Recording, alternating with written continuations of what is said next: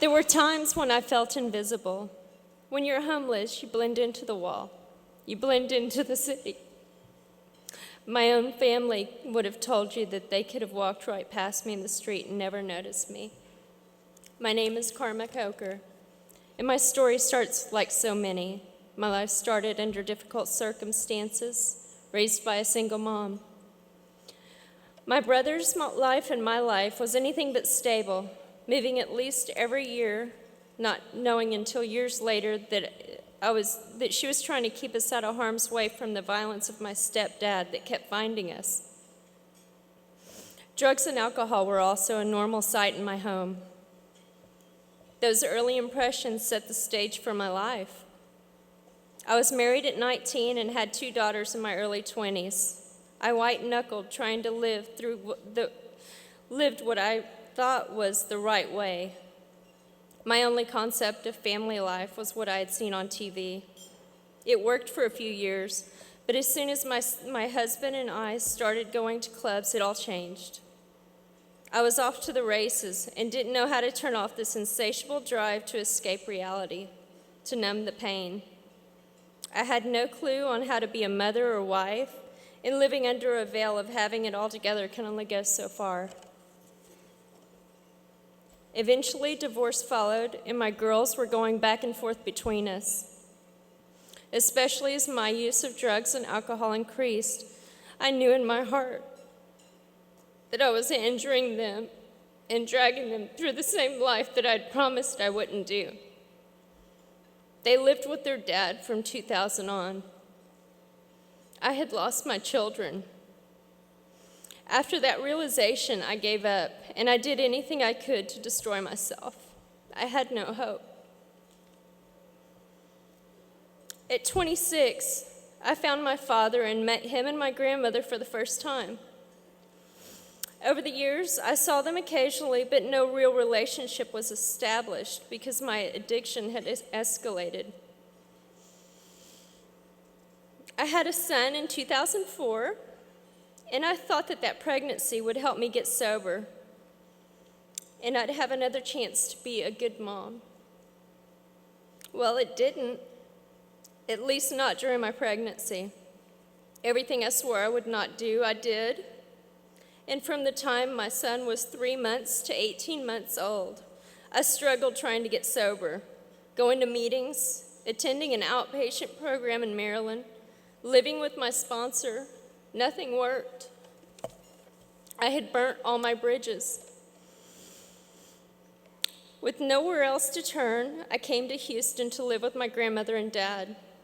So I came to my grandmother's house with the expectation of a fresh start. And again, things didn't work. My dad and I drank and used together. It didn't take long before we were getting into physical altercations, and I feared for my life. I knew I had to find a safe place for my son and me. I went online, and I found Star of Hope, and thankfully they had a bed for us. On February 4th, 2005, we had been at Star of Hope for about 2 weeks, and I'd gotten a few dollars in my pocket. In my irrational thinking, I decided to leave the shelter and get a six-pack, which led to margaritas and cocaine use. All the while, my son in tow, pushing his stroller around town. That became an all-nighter, and my food stamp card was stolen. I had lost everything. I was out of options. But in all the fogginess and desperation, I had a moment of clarity, and I knew I had to get back to the shelter and get help. That night, I made a promise to God, and I never prayed back then, that if I could get back to the shelter, I would make a change. At the time, all I could do was think about the immediate needs: shelter, food, a safe place in this foreign city. I made it back to the shelter, and the following morning, I was given an address to an inpatient treatment center that would allow me to be with my son. We stayed 54 days, knowing that I didn't have a place to go and didn't have a clue about how to live sober, the name Star of Hope came up again. I went to interview for New Hope's 90-day intensive treatment program at the Transitional Living Center of Star of Hope. It was accepted. My life began to change, and I started to have hope. This was not a retreat on a beach or a place to kick back. It was work. 40 hours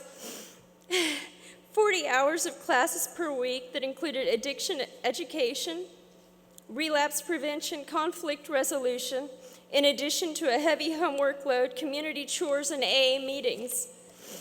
It was really overwhelming at first, but Mr. Patrick Asuko, the director of the program, would say, "This is not a playground. This is a training ground." His approach of tough love was just what I needed. It took an extra month, but I graduated. It was a pivotal moment. It was the first time I ever completed anything.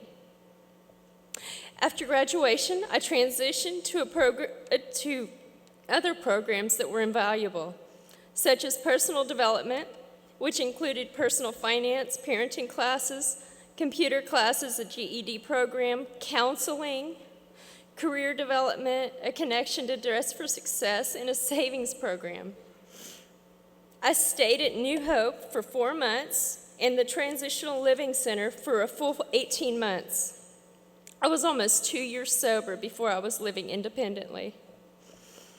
During that time, I hit some highs and lows, and I'm so very grateful for the duration of this program. It allowed me to work through some very deep wounds in a safe place with a caring staff and supportive peers.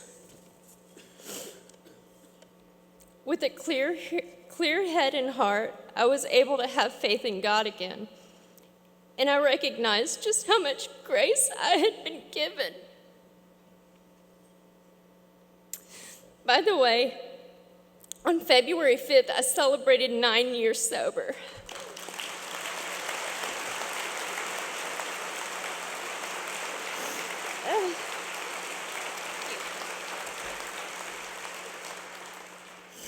There is a wonderful incentive package when one completes the program. Star of Hope helps pay for a deposit on an apartment.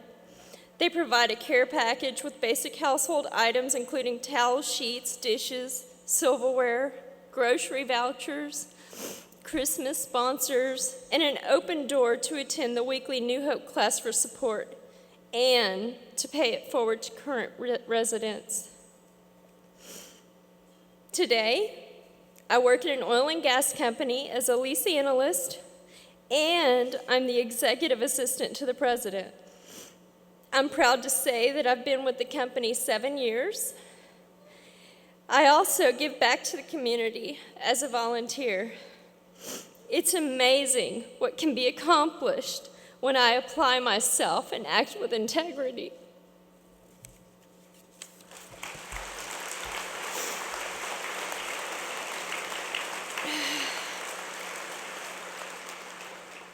Most importantly, Star of Hope has given me a chance to change the course of my children's lives and their children's lives by breaking the chains of addiction. You know, my motto is, I used to survive and now I thrive. And when I heard that thrive was the theme for this event, I got goosebumps. I am forever in debt to this organization. If you support Star of Hope, thank you.